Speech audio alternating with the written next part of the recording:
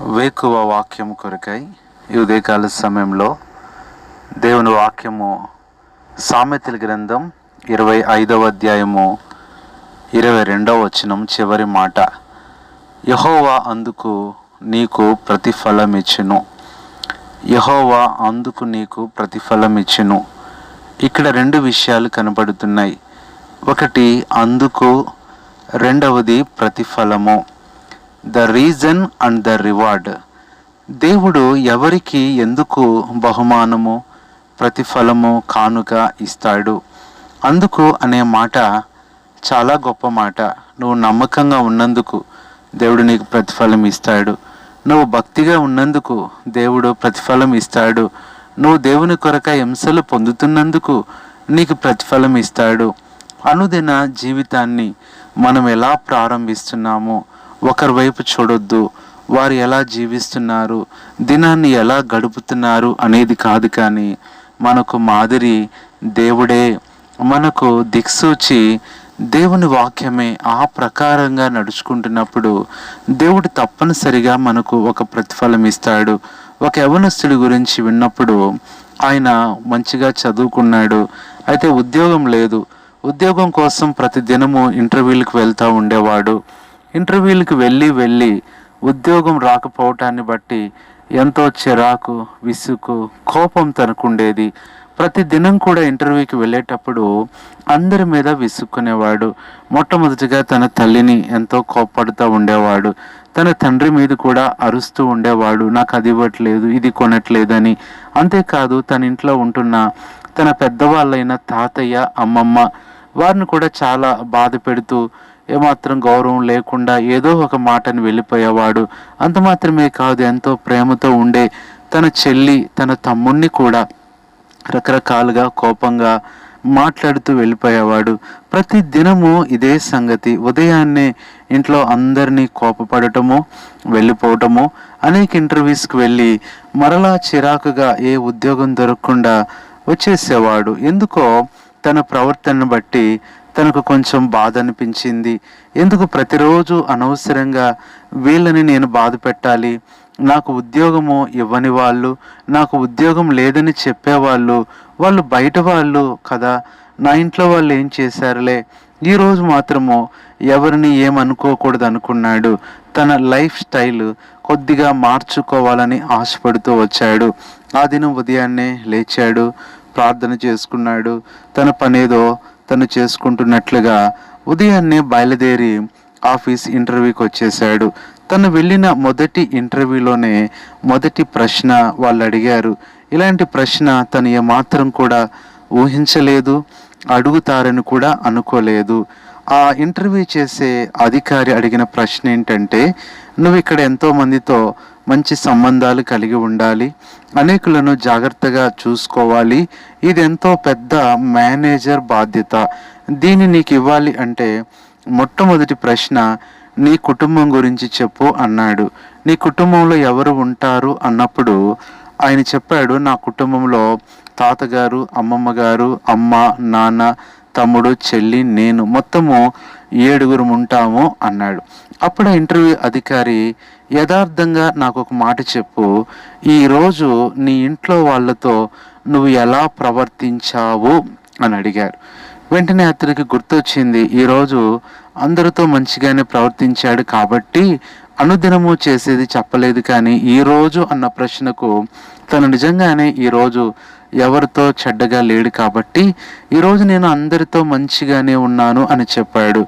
వెంటనే వాళ్ళ ఇంట్లో వాళ్ళ ఫోన్ నెంబర్స్ తీసుకొని అధికారి ఫోన్ చేసి వాళ్ళని అడుగుతూ వచ్చాడు, మీరు యథార్థంగా చెప్పండి, మీ అబ్బాయి ఇంటర్వ్యూకి వచ్చాడు, ఈరోజు మీతో ఎలా ఉన్నాడు అంటే తాతగారి దగ్గర నుంచి తమ్ముడు దాకా అందరూ యథార్థంగా చెప్పారు. మా అన్నయ్య మంచిగా ఉన్నాడు, మంచిగా పలకరించాడు, చక్కగా ఇంటర్వ్యూకి వచ్చాడు అని వాళ్ళు చెప్పారు. అది చెప్పింది నిజమే అని ఆ అధికారి నమ్మి, ప్రియులారా, ఇంకా కొన్ని ప్రశ్నలు అడిగిన తర్వాత అతనికి ఉద్యోగాన్ని ఇచ్చాడు. చూసారా, ఈ దినాన ఈ వ్యక్తి అలాగ మంచిగా ఉండటాన్ని బట్టి ఆ అధికారి అడుగుతాడు అనుకోలేదు, కానీ అడిగాడు. అది నిజమైంది కాబట్టి అతను ఉద్యోగాన్ని పొందుకున్నాడు.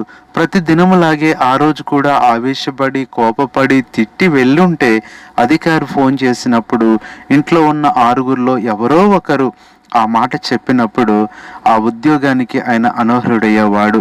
అలాగన ప్రియ సహోదరుడే సహోదరి, నీ జీవితంలో కూడా దేవుడు అందుకు నీకు ప్రతిఫలం ఇవ్వాలంటే నువ్వు బయట సంగతి తర్వాత నీ ఇంట్లో వాళ్ళతో ఎలా ఉంటున్నావు, నీ తల్లితో ఎలా ఉంటున్నావు, నీ తండ్రిని ఎలా గౌరవిస్తున్నావు, నీకంటే చిన్న వాళ్ళైనా తమ్ముడు చెల్లి వారిని ఎంత ప్రేమగా చూడగలుగుతున్నావు, ఒకవేళ నీకంటే పెద్దగా ఉంటున్న అక్క అన్నతో ఎలా ఉంటున్నావు, ఒకవేళ వృద్ధులైన పెద్దలు మన ఇంట్లో ఉంటే వారి పట్ల నువ్వు ఎలాంటి గౌరవము మర్యాద కలిగి ఉంటున్నావు. ఇది చాలా ప్రాముఖ్యత. నువ్వు ఇంటిలో నమ్మకంగా లేకుండా బయట ఎవరు నీకేది ఇవ్వలేరు. అంత మాత్రమే కాదు, ఇంటిలో నువ్వు నమ్మకంగా ఉన్నప్పుడే బయట ఏదైనా దేవుడు నీకు ఇవ్వగలడు. కాబట్టి ఈ దినం నుంచి నీ దినచర్య కూడా నువ్వు మార్చుకో. కోపముతో, విసుగుతో, ఇబ్బందితో, రకరకాలైన మాటలతో నువ్వు ఏదో ఒక క్షణంలో అని ఇంట్లో ఆఫీస్కి వెళ్ళిపోతావు, కానీ ఆ దినాన్ని నువ్వు మర్చిపోవచ్చు. నువ్వు అన్నది ఆ చిన్న మాట మరలా నువ్వు తిరిగి వచ్చేంత వరకు ఇంట్లో వాళ్ళు ఎంత బాధపడుతూ కృంగిపోతూ వారి నెమ్మది పోగొట్టుకొని, సమాధానాన్ని పోగొట్టుకొని, సంతోషాన్ని పోగొట్టుకొని ఎంత కలవరపడతారో తెలుసా. కాబట్టి పరిస్థితులు ఎలా ఉన్నప్పటికీ కూడా మన పక్కన వారిని, మన వారిని మనం ప్రేమించాలి. మన యొక్క టెన్షన్స్ వాళ్ళ మీద పెట్టకూడదు. మనకుంటున్న ఇబ్బందులు ఇతరుల మీద ప్రభావము చూపకూడదు. అలా నువ్వు ఉన్నప్పుడు నీ బాధ, నీ కష్టము అది భరిస్తూ అందరితో నువ్వు ప్రేమతో, ఇతరులతో నువ్వు నమ్మకంతో నువ్వు ఉన్నప్పుడు అందుకు తప్పకుండా దేవుడు నీకు ప్రతిఫలం ఇస్తాడు. అందుకనే మత్తయి సువార్తలో 6వ అధ్యాయం 18వ వచనంలో, అప్పుడు రహస్యమందు చూచుచున్న నీ తండ్రి నీకు ప్రతిఫలం ఇచ్చును అంటాడు. అవును, తప్పనిసరిగా దేవుడు నీకు ప్రతిఫలం ఇస్తాడు. రోమా 2:6లో ఆయన ప్రతి వానికి వాని క్రియల చొప్పున ప్రతిఫలం ఇస్తాడు. ఒకవేళ నువ్వు అనుకోవచ్చు, ఇంట్లో వాళ్ళు నన్ను ఇబ్బంది పెడుతున్నారు, ఇంట్లో వాళ్ళు నన్ను విసిగిస్తున్నారు, నన్ను ఎంతగానో రకరకాలుగా మాట్లాడుతున్నారు అనుకుంటున్నావేమో.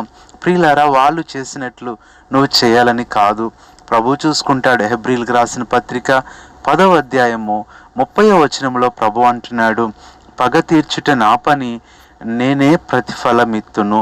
కాబట్టి ఈ దినాన ఆత్మీయ జీవితంలో, దైనందిన జీవితంలో, అనుదిన జీవితంలో నమ్మకంగా ఉందాం, యథార్థంగా ఉందాం. మన పాత జీవితం, మన పాత మాటలు, మన విసుగు, మన కోపం, మన ద్వేషం దయచేసి మన ఇంట్లో చూపించడం ద్వారా అలాంటి పరిస్థితిని, ఆ నరకము లాంటి పరిస్థితిని మనమే ఇంట్లోకి తీసుకొని వస్తున్నాం. ఈ దినం నుంచి మారుదాము. దేవుడు ఎలా ఉన్నాడో ఒక మాట మనము క్రైస్తవులంగా, దేవుని బిడ్డలుగా, విశ్వాసులంగా యేసు ప్రభు మన స్థానంలో ఉంటే ఎలా ఉంటాడో దినమంతా మన ఇంట్లో, మన ఆఫీసులో, మన ప్రయాణంలో, ప్రతి పనిలో అలాగుండినప్పుడు ప్రభువుకి ఎంతో మహిమ, అది మనకెంతో దీవెన. అలాగ ఉండి ప్రభు కొరకై, ఆయన రాకుడు కొరకై సిద్ధపడినట్లుగా ప్రభు మనల్ని సిద్ధపరుస్తాడు. అంతేకాదు, అందుకనే మాటలో ఈ దినాన నువ్వెన్నో బాధలు అనుభవిస్తున్నావు, ఇబ్బందులు పడుతున్నావు, కష్టపడుతున్నావు, కానీ మనుషులు నీకు ప్రతిఫలం ఇవ్వకపోవచ్చు, కానీ దానికి మించిన ప్రతిఫలము ఒక దినాన్ని దేవుడిస్తాడు. ఈ దినమే నీకు ప్రతిఫలం ఇస్తాడు. నీ ప్రార్థనకు ప్రతిఫలం, నీ కన్నీటికి ప్రతిఫలం, నీ బాధలకు, నీ నిందలకు, నువ్వు పొందుతున్న అవమానాలకు, ప్రతి దానికి ప్రతిఫలమిచ్చే దేవుడు ఉన్నాడు. ఆయన వైపు చూడు. ఆయన ఇచ్చే ప్రతిఫలం చాలా గొప్పది. ఆయన ఇచ్చే బహుమానం చాలా పెద్దది. అది నువ్వు పొందుకున్నప్పుడు కష్టాలు, బాధలు, పొందిన అవమానాలన్నీ నువ్వు మర్చిపోతావు. కాబట్టి దినము మరెంతో సమీపంగా ఉన్నాయి. ప్రభు రాకడెంతో సమీపంగా ఉంది. ఒక గొప్ప ప్రతిఫలం, బహుమానం తీసుకొని ఆయన రాబోతున్నాడు. కొంచెం ఓపిక పట్టి ప్రభు కొరకే ప్రతి పరిస్థితిని తట్టుకొని ఆయన కొరకు నమ్మకంగా జీవించినట్లుగా ప్రభు నీకు, నాకు, మనందరికీ సహాయం చేసి నడిపించాలని ప్రార్థన చేస్తాం.